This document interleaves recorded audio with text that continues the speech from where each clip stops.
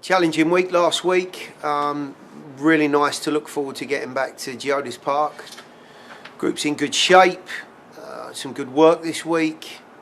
Weather's held out for us, and we've been able to get some fulfilling structural work in towards what will be, I think, a very talented and an awkward Montreal team. There's some real quality in their group that I think, just rolls over from last year, and with the added addition of a new coach, they look in a spirited position, and I do think that their results are a long way off of maybe what they should have got out of the last two games. So a big challenge in front of us and a good week to prepare for it.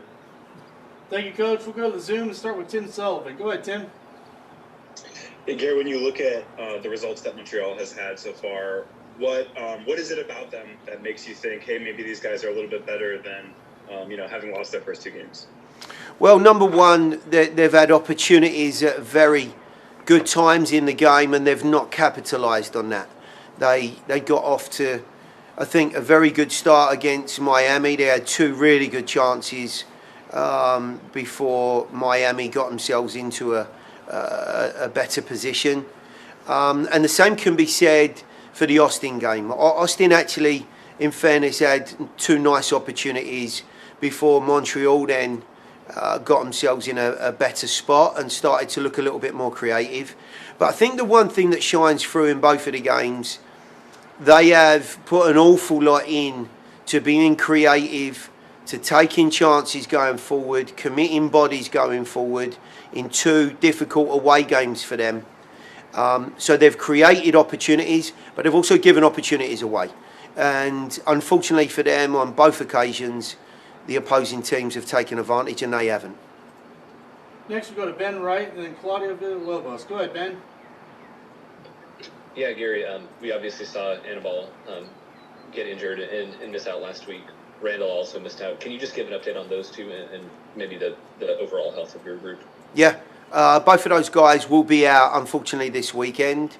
Anibal is getting his first work on field physically after the injury against New York City. And Randall pulled out at the very end of last week with some tightness in his hamstring, and unfortunately he won't be available for this weekend either.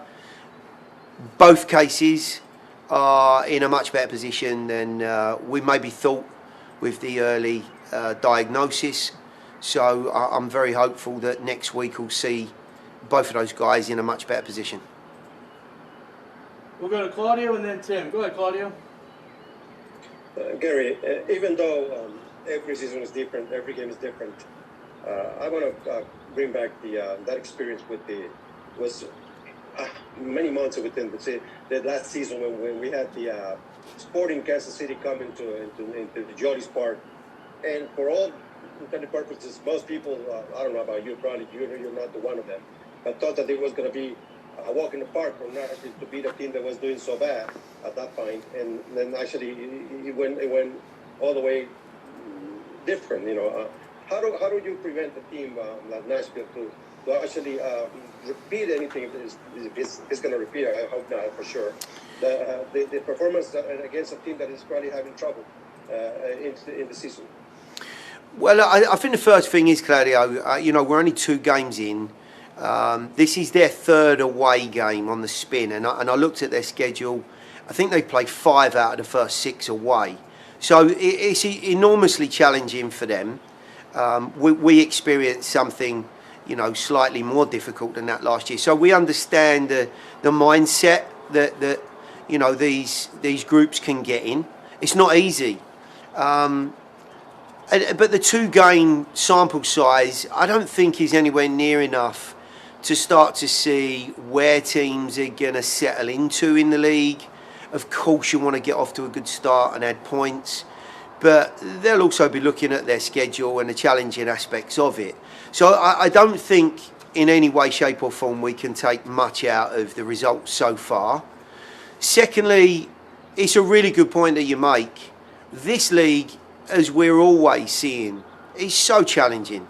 Home, away, the fine lines between victory and defeat. The opportunities that are there within a game that you have to take or you fall foul of. And I don't think it'll be any different at the weekend. What I do think we'll see is a very different game to the one we ran into last week. We're looking at polar opposites in the way that both teams apply themselves and the philosophies of the groups. I do think that Montreal, in the game against Austin, showed more tendency to go and press the ball and threaten the ball, which is a little bit more maybe like we saw from DC, from the new coach.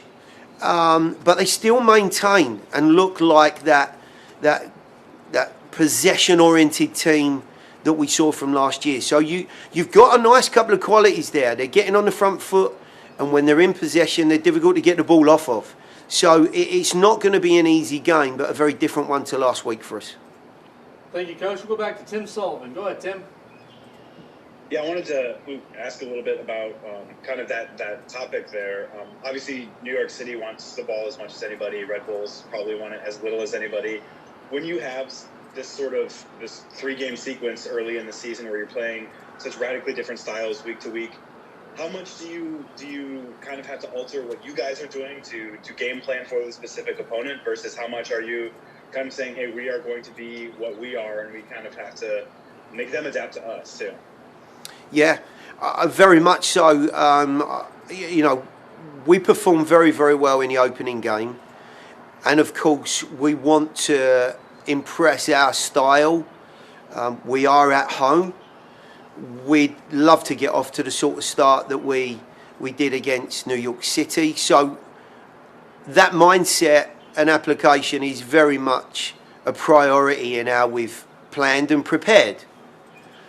I think the most important factors to understand here, though, is that the way that Montreal play and the shape of their group is different to either of the two teams that we've run into so far.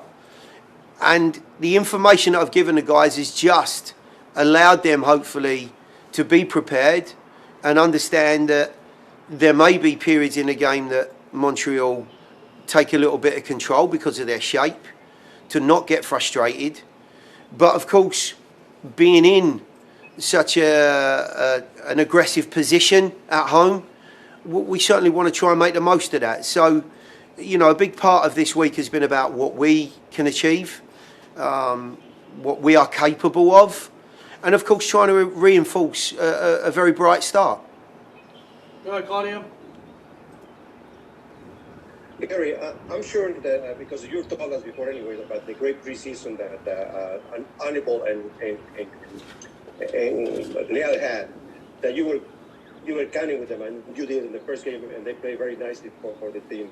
How much has the preparation been a headache for you, if it has been, when you know that you can account for it, not even to as substitutes for the next few games?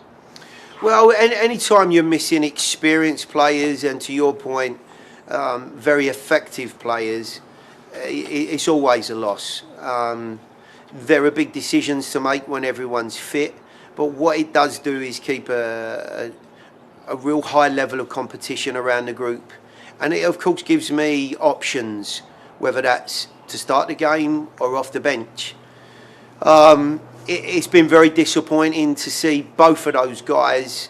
And of course, we've really not seen anything of Nick Dupay, who sadly had surgery on Friday to an Achilles problem, which is a completely different story with regards to recruitment of that player and what went on in that deal, which I think player and club are very disappointed about. But the simple fact is, with Annabelle and Randall, we lose options, we lose ability, and we lose valuable experience in big games. So, as I said earlier on, the hope is that they won't be out for too long. Neither of the injuries, as I said, were as problematic as we first thought. So that window of time, I'm hoping, will be greatly reduced. It gives other people opportunities, that is for sure. But it's a big miss. There's no two ways about it. We'll wrap up today's session with Coach Smith, with Tim Sullivan, and then Ben Wright. Go ahead, Tim. Hey, Gary, you alluded to this a little bit ago, that odd backline that Montreal plays with. What sort of difficulties does that present for you guys, both in the way you want to defend against them and in the ways that you can attack them as you move into that final third? Well, it's a completely different shape. You know, we've played it ourselves. They played against Miami in more of a stereotypically 3-5-2, and then last weekend played in a shape that we've seen much more from this Montreal group in a 3-4-3. They occupy spaces and areas on the field that are alternate and different to the way that we play. So there's got to be some understanding and some decent focus in transition. But ultimately, the game will boil down to whatever team can impose their way. Our shape causes them problems, and their shape will cause will cause them problems. So it will be difficult for them if we can get our main players on the ball, and likewise we've got to be careful when they are in possession and in control. But I think we've got one or two adaptable players that can offer up a little bit of a different viewpoint and maybe look when we're trying to negate what they can do.